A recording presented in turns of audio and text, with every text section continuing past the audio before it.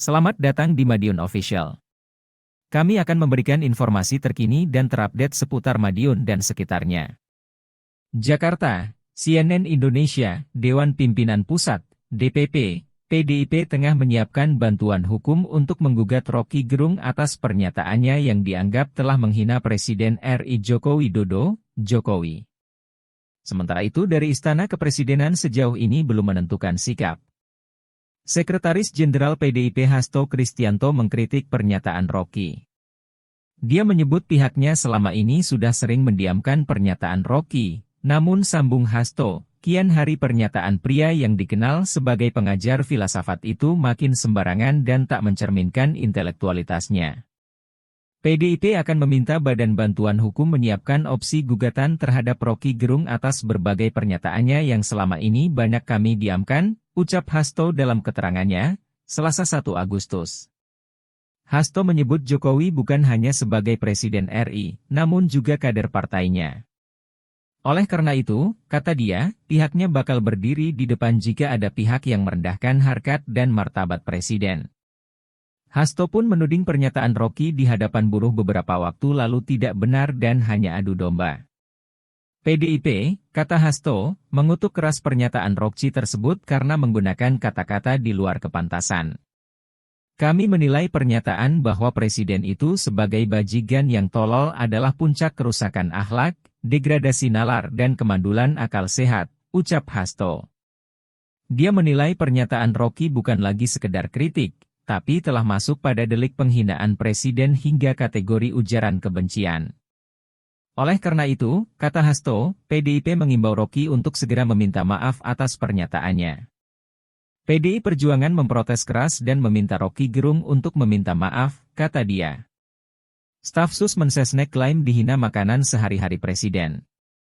Sementara itu, secara terpisah, Staf Khusus Menteri Sekretaris Negara Valdo Maldini mengatakan belum ada rencana dari pihak istana untuk menempuh jalur hukum terkait pernyataan Roky Gerung atas Presiden Jokowi.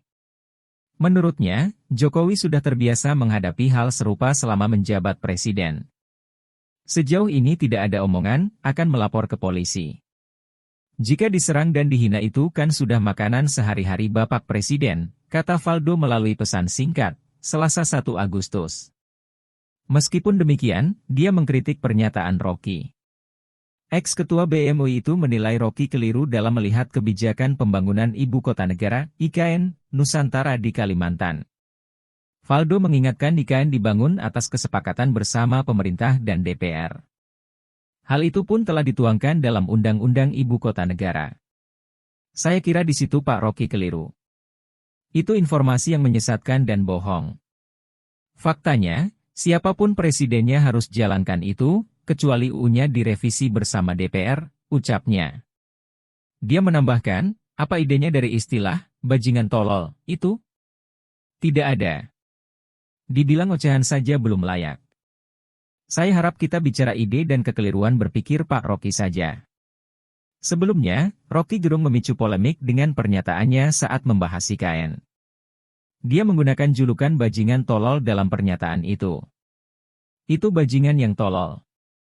Kalau dia bajingan pintar, dia mau terima berdebat dengan Jumhur Hidayat. Tapi bajingan tolol itu sekaligus bajingan yang pengecut. Ajaib, bajingan, tapi pengecut, kata Roky dalam potongan video di media sosial. Pernyataan itu membuat Roky dilaporkan ke kepolisian. Polda Metro Jaya menerima laporan dari relawan Indonesia Bersatu dengan nomor LPB 44597-2023 SPKT Polda Metro Jaya tanggal 31 Juli 2023. Merespons hal itu, Roky mengatakan polisi pasti akan memanggilnya karena telah mengganggu pikiran Jokowi. Besok saya pasti dipanggil polisi karena kemarin saya mengganggu pikiran Pak Jokowi yang lagi viral sekarang.